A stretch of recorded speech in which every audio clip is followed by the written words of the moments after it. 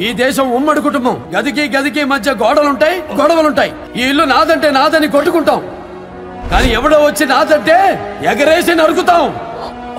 మేము ఎవరి జోలికి వెళ్ళం. మా జోలికి ఎవరు వచ్చినా వదలం.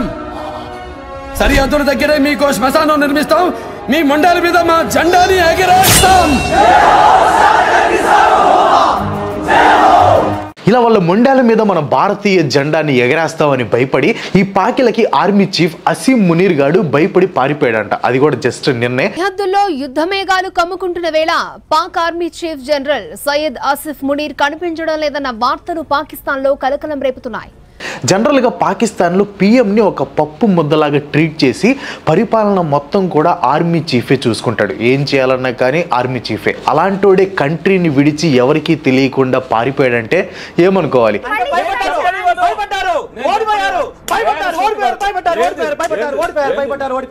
అలా అని మనం రిలాక్స్ అవడానికి లేదు. ఎందుకంటే రీసెంట్ గా కన్నింగ్ నేచర్ కి కేర్ ఆఫ్ అడ్రస్ అయిన చైనా తన దగ్గర ఉన్న PL-15 మిసైల్స్ ని ఎక్స్ప్రెస్ డెలివరీలో పాకిస్తాన్ కి సెండ్ చేసినట్లు న్యూస్లు కూడా వస్తున్నాయి. అది మాత్రమేనా అంటే నో, అంతకు మించి యుద్ధం జరిగే ఛాన్సెస్ చాలా ఉన్నాయి. కావాలంటే ఒకసారి ఈ వీడియో చూడండి. ये जो 130 एटॉमिक हमारे पास वेपन है वो हमने सिर्फ मॉडल बनाने के लिए नहीं रखे हुए और आपको पता ही नहीं कि हमने पाकिस्तान के किस किस हिस्से में रखे हुए हैं. యుద్ధం కనుక జరిగే ఛాన్స్ ఉంటే మన ఇండియా వైపు 130 న్యూక్లియర్ వెపన్స్ ని ఏం చేసి ఫుల్ ఫోకస్ గా పెట్టించారంట. ఆ వెపన్స్ ని పాకిస్తాన్ లో ఎక్కడెక్కడ పెట్టామో కూడా మీ ఎవరికి తెలీదు అని వార్నింగ్స్ ఇస్తున్నారు. అరుస్తున్నాడు భయ్యుడు, ఎదురు మాట్లాడుతున్నారు. ఇక్కడ మనం మాట్లాడుకోవాల్సింది యుద్ధం వస్తే పాకిస్తాన్ ఎంతవరకు మనతో ఫైట్ చేస్తుంది అని మాత్రమే కాదు, దానికంటే ఇంపార్టెంట్ థింగ్ అసలు ఈ ఉగ్రవాద దాడిని పాకిస్తాన్ చేయడానికి రీజనే మన పైన యుద్ధాన్ని ప్రకటించడానికి అనే విషయాన్ని. కావాలంటే ఒకసారి పాకిస్తాన్ ఆక్రమించిన POK ఉంది కదా, ఆ POK ఎంపీ అయిన చౌదరి అన్వర్ హక్ ఈ ఫిబ్రవరిలో మాట్లాడిన విజువల్స్ ఒకసారి చూడండి. अगर मकबूजा कश्मीर में आग और खून की होली और ये इंसानियत के साथ तजलील का नंगा नाच बंद न हुआ तो ये किसी तौर मुमकिन नहीं है. POK నుంచి లైన్ ఆఫ్ కంట్రోల్ ని దాటి వచ్చే ఈ పాకిలని ఎవరు ఆపలేరు అని అంటున్నాడు. వేరే మీటింగ్ లో ఇండియా గురించి ఈ POK PM అంటున్న మాటలు ఒకసారి చూడండి. तुम बलोचिस्तान में पाकिस्तानियों के खून से होली खेलोगे, इसकी कीमत तुम्हें दिल्ली से लेकर मकबूजा कश्मीर के अंदर तक अदा करनी पड़ेगी. Absolutely correct. तुमसे जो होता है कर लो. దీని మీనింగ్ మన ఇండియా బలూచిస్తాన్కి పాకిస్తాన్ నుంచి విడిపోయేందుకు హెల్ప్ చేస్తే దానికి మూల్యంగా ఇండియా క్యాపిటల్ అయిన ఢిల్లీ నుంచి కాశ్మీర్ వరకు నాశనం చేస్తాం అని బెదిరించాడు. ఈ బెదిరింపులకి అనుగుణంగానే మొన్న ఉగ్రవాద దాడి కూడా జరిగింది. వీటన్నిటిని బట్టి చూస్తే పాకిస్తాన్కి మనతో వార్ చేయాలి అనే ఉత్సాహం బాగా ఉన్నట్టుంది. అందుకే ఏమి లేనాకు ఎగిరెగిరి పడినట్టు మన మీదకి ఎగిరి పడుతూ యుద్ధానికి సిద్ధం అని వార్నింగ్లు ఇస్తుంది. అసలు ఏం చూసుకొని ఇండియాతో పాకిస్తాన్ యుద్ధానికి సిద్ధం అని అంటుంది. అంతా అయ్యాక ఈ పాకిస్తాన్ అంతు కూడా చూద్దాం. ఇంకా చెప్పాలంటే అయిపోయింది అదనమాట. అందుకే ఈ వీడియోని ఎక్కడ స్కిప్ చేయకుండా చివరి వరకు చూడండి. పహల్గామ్ లో ఈ పాకీల అరాచకం జరిగింది కదా, ఈ అరాచకం కనుక మరి ఏదైనా కంట్రీలో జరుగుంటే ఈ పాటికి పెద్ద యుద్ధం మొదలై ఉండేది. కొన్ని వందల మంది ప్రాణాలు గాల్లో కలిసిపోయి ఉండేవి. బట్ మన కంట్రీ ఫస్ట్ నుంచి కూడా పీస్ను కోరుకునే కంట్రీ కనుక పాకిస్తాన్కి బుద్ధి రావాలని చెప్పి డిప్లొమాటిక్ స్ట్రాటజీస్తో ఇండస్ వాటర్ ట్రీటీని రద్దు చేసింది. దాని గురించి పాకిస్తాన్ కూడా డిప్లొమాటిక్గా రెస్పాండ్ అయ్యే ఛాన్స్ ఉంది. బట్ అంత జ్ఞానం వీళ్ళకి ఎక్కడుంది? అందుకే వెంటనే రెచ్చిపోయి నీటిని ఆపేస్తాం అంటే డైరెక్ట్గా వారులోకి దిగటమే అనే విధంగా మన ఇండియాకి వార్నింగ్ ఇచ్చిందనమాట. అది మాత్రమే కాకుండా ఇందాక మాట్లాడుకున్న న్యూస్ మన కోసమే 130 న్యూక్లియర్ వార్ హెడ్స్ని ఈ పాకిస్తాన్ ఎయిమ్ చేసి పెట్టినట్లు పాకిస్తాన్ మినిస్టర్ హనీఫ్ అబ్బాస్ అన్నాడు. ఇంతకీ ఇతను ఏ డిపార్ట్మెంట్కి మినిస్టరో తెలుసా? ఇంతగా వార్నింగ్ ఇచ్చాడు కదా డిఫెన్స్ మినిస్టర్ అనుకుంటారేమో, అసలు కాదు. ఈడొచ్చేసి రైల్వే మినిస్టర్ అనమాట. మీరేంటో మీ విధానాలు ఏంటో ఇప్పటికి నాకు అర్థం అవరో బాబు.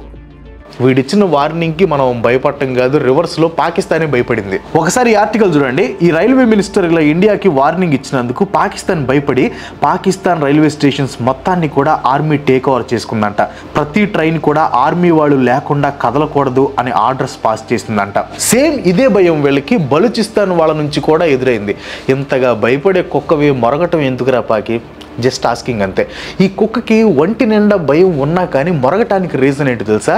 ఈ పాకీకి తాను నాశనం అయినా పర్లేదు, పక్కనోళ్ళు బాగుపడకూడదు అనే సిద్ధాంతం ఉంది. అందుకే ఇది ఎప్పుడు ఇలా వార్నింగ్లు, మాస్ వార్నింగ్లు అంటూ మరుగుతూనే ఉంటుంది. బట్ ఈ పాకీ కుక్క మర్చిపోయిన లైన్ ఒకటి ఉంది, అదే దారిన పోయే కంపెనీ ముడ్డికి తగిలించుకోకూడదు అని. అదే కనుక గుర్తుంటే మొదలే పావర్టీతో అల్లాడిపోతున్న పాకిస్తాన్ తన ప్రజలకే ఫుడ్ ఇవ్వలేకపోతుంది. ఇంకా కాశ్మీర్ని ఆక్రమించుకొని ఏం చేసుకుంటారు మీరు? అనవసరంగా పహల్గామ్లో అటాక్ చేసి ఇప్పుడు ఇండస్ వాటర్ ట్రీటీని ఇండియా సస్పెండ్ చేసేదాకా తెచ్చుకొని మిగతా కంట్రీస్తో ఇదేం ఘోరం, అలా ఎలా ట్రీటీని ఇండియా క్యాన్సిల్ చేస్తుంది అని మొరపెట్టుకుంటుంది పాకిస్తాన్. కానీ ఘోరం ఏంటంటే ఒక్క కంట్రీ కూడా పాకిస్తాన్ని పట్టించుకోవట్లేదు. బట్ ఇవేవి కూడా పాకిస్తాన్కి పట్టవు, ఎందుకంటే అది పాకిస్తాన్ కాబట్టి. ఇక్కడ మన ఇండస్ వాటర్ ట్రీటీ గురించి కొంచెం మాట్లాడుకోవాలి. అది కూడా ఇంతకు ముందు చెప్పిన థింగ్స్ కాదు, న్యూ థింగ్సే. మనం ఈ ఇండస్ వాటర్ ట్రీటీని రద్దు చేయటం కంటే దాన్ని కంటిన్యూ చేయటమే మేలు అంటున్నారు మన ఎక్స్పర్ట్స్. ఇది విని మీకు స్టార్టింగ్లో కోపం రావచ్చు, బట్ ఫుల్ వింటే మీకు కూడా కరెక్టే అనిపిస్తుంది. అది ఎలా అంటే, ఫస్ట్ థింగ్, కొన్ని బిలియన్స్ ఆఫ్ గ్యాలన్స్ ఆఫ్ వాటర్ని మనం అలా కంటిన్యూగా హోల్డ్ చేసే అంత కెపాసిటీ ఆఫ్ డ్యామ్స్ మన దగ్గర లేవు. సో ఖచ్చితంగా వాటర్ని రిలీజ్ చేయాలి. సో రిలీజ్ చేసేస్తాం, బట్ ఏ టైంలో ఎంత వాటర్ ఇస్తాం అనే వాటర్ డేటాని మాత్రం మనం పాకిస్తాన్కి ఇవ్వం. అలా వాటర్ డేటాని కనుక పాకిస్తాన్కి ఇవ్వకుంటే వాళ్ళకి వరదలు ఎప్పుడు వస్తాయో తెలియదు, కరువు ఎప్పుడు వస్తుందో కూడా తెలియదు. దీనివల్ల పాకిస్తాన్కి దిక్కు తెలియక చివరికి మనకే మొక్కుతుంది. ఒకసారి ఈ పీఓకే పిఎం గాడు అంటున్నటువంటి మాటలో ఫుల్ గా చూపిస్తా చూడండి. अगर मकबूजा कश्मीर में आग और खून की होली और ये इंसानियत के साथ तजलील का नंगा नाच बंद न हुआ तो ये किसी तौर मुमकिन नहीं है कि बात सियासी, अखलाकी, सफारती हमायत से आगे ना बढ़ेगी. किसी तौर पे भी आजाद कश्मीर के नौजवान को ఈ మైండ్ సెట్ ని చూస్తుంటే అర్థమవుతుంది కదా పహల్గామ్ దాడి ఎవరి అండర్లో జరిగి ఉంటుందని. కానీ దీన్ని పాకిస్తాన్ ఒప్పుకోదు. ఇప్పటికి కూడా ఈ దాడికి మాకు ఏమి సంబంధం లేదు అని అంటుంది. డెక్కన్ హెరాల్డ్ లో పబ్లిష్ అయిన ఈ ఆర్టికల్ ప్రకారం ఈ పాకిస్తాన్ డిఫెన్స్ మినిస్టర్ చెప్తున్న మాటలు ఏంటంటే, I think Russia or China or even western countries can play a very very positive role in this crisis and they can even set up an investigation team that should be assigned this job to investigate whether India or Mr. Modi is lying or he is telling the truth. Let an international team find out. దీని meaning simple గా చెప్పాలంటే, కావాలంటే Russia నుంచో China నుంచో investigation teams ని తెప్పించి ఈ Pahalgam attack పైన ఇన్వెస్టిగేషన్ చేపించండి. ఇండియా లేదా మోదీ నిజం చెప్తున్నారా లేదా అబద్ధాలు చెప్తున్నారా అనేది ఇంటర్నేషనల్ ఇన్వెస్టిగేషన్ టీమే కనిపెడుతుంది అని. ఇక్కడ ఉగ్రవాదుల్ని తయారు చేయబడును అనే బోర్డు పెట్టుకోవడానికి అన్ని అర్హతలు ఉన్న పాకిస్తాన్ ఇప్పుడు ఇలా చెప్తుంటే వేదాలు దెయ్యాలు వల్లించడం అంటే ఇదేనేమో అనిపిస్తుంది. అయినా అదేంట్రా, అన్ని తెలిసిన డిఫెన్స్ మినిస్టర్ ఏమో ఇన్వెస్టిగేషన్ చేయమని అంటాడు, ఏమీ తెలియని రైల్వే మినిస్టర్ ఏమో మా దగ్గర న్యూక్లియర్ వార్ హెడ్స్ ఉన్నాయి అని వార్నింగ్స్ ఇస్తాడు. మీలో మీకే ఎవడు ఏం చేయాలో ఎవడు ఎలా మాట్లాడాలో క్లారిటీ లేకపోవటం వల్లనే మీ దేశం మైండ్ లేని జాంబీ లాగా తయారైంది. అందుకే కాళ్ళు చేతులు పడిపోయినా కానీ ఎదుటి వాళ్ళని తినేయాలి, నాశనం చేయాలి అనే చూస్తుంది ఈ పాకిస్తాన్. అలా నాశనం చేయాలని ఎన్నోసార్లు ట్రై చేసింది, కానీ మన ఇండియా ఈ పాకిస్తాన్ని పెద్దగా కేర్ చేయలేదు. అందుకే ఈసారి ఓన్లీ హిందువులని అడ్డం పెట్టుకొని పేర్లు, ఐడి కార్డులు అడిగి మరీ హిందువులని చంపింది. అలా చేస్తే ఇండియాలో మత గొడవలు జరుగుతాయని, అలా జరిగితే దాన్ని ఇండియా సీరియస్ గా తీసుకుంటుంది అని కూడా తెలుసు. చివరికి వారిని ప్రకటించే ఛాన్సెస్ కూడా ఉన్నాయని పాకిస్తాన్కి తెలుసు. పాకిస్తాన్కి కావాల్సింది కూడా ఇదే అనిపిస్తుంది. కానీ పైకి మాత్రం ఈ పత్తిత్ కబీర్లన్నీ చెప్తా ఉండిద్ది. అసలు ఉగ్రవాదులు అంటేనే మాకు తెలియదు అని అంటూ ఉంటుంది. ఈ పాకిల గురించి ఇండియాకి తెలిసినంతగా ఎవరికీ తెలియదు. అందుకే మన డిఫెన్స్ మినిస్టర్ రాజ్నాథ్ సింగ్ గారు జనవరిలో పబ్లిక్ గా మాట్లాడుతూ పీఓకేలో ఉన్న ఉగ్రవాద సంస్థలను, వాటి మూలాలను పాకిస్తాన్ నేలమట్టం చేయాలని, ఒకవేళ చేయలేదు అంటే వాళ్ళని పాకిస్తాన్ వాళ్లే పెంచి పోషిస్తున్నట్లు మేము అనుకోవాల్సి వస్తుంది అని అన్నారు. చివరికి అదే అయింది. పహల్గామ్ అటాక్ తర్వాత పాకి డిఫెన్స్ మినిస్టరే ఒప్పుకున్నాడు, తామే ఉగ్రవాదుల్ని పెంచుతున్నామని. కానీ ఇప్పటికీ కూడా పహల్గామ్ అటాక్ వాళ్లే చేశారు అని ఒప్పుకోవట్లేదు. వీళ్ళ ఆర్గ్యుమెంట్స్ ఎలా ఉంటాయంటే, వీళ్ళు పిచ్చినా కొడుకులు అని 99% వరకు మనం ప్రూవ్ చేసినా కానీ మిగిలిన 1% వీళ్ళు అన్యం పుణ్యం ఎరుగని బాల బుజ్జి పాపలు అనే ప్రపంచానికి చెప్పడానికి ట్రై చేస్తారు. కానీ అని మిగిలిన 1% తప్పును కూడా ఒప్పేసుకొని హానెస్టీని ప్రూవ్ చేసుకుందాం అనేది వీళ్ళకు ఉండదన్నమాట. Just పాకీ things.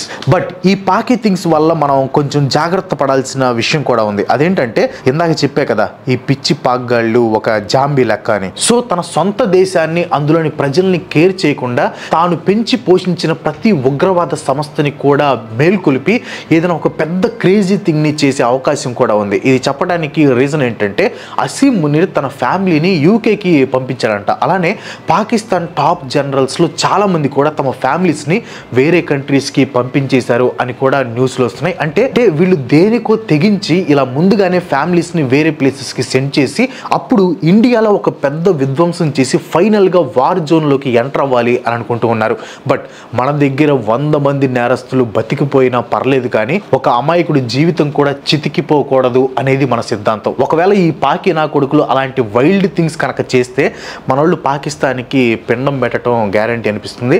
ఆర్మీ పరంగా పాకిస్తాన్ కంటే మనం ఎన్ని రెట్లు ఎక్కువగా ఉన్నాం అనేది నేను ఆల్రెడీ ఒక వీడియో చేశాను. చూడని వాళ్ళు ఉంటే చూడటానికి ట్రై చేయండి. ఆ వీడియోలో పాకిగాళ్ళని నా మాటలతోనే రక్త కన్నీరు పెట్టించాను అనమాట. ప్రజెంట్ అయితే పాకిస్తాన్ పేరుకి మాస్ వార్నింగ్లు ఇస్తుంది, కానీ చేతల్లో పాకిస్తాన్ ఒక అడుగు ముందుకు వేసినా కానీ రెండో అడుగు పడనివ్వకుండా దాన్ని 2 కాళ్ళు నరికి పడేయడానికి మనోళ్ళు కాచుకొని కూర్చున్నారు.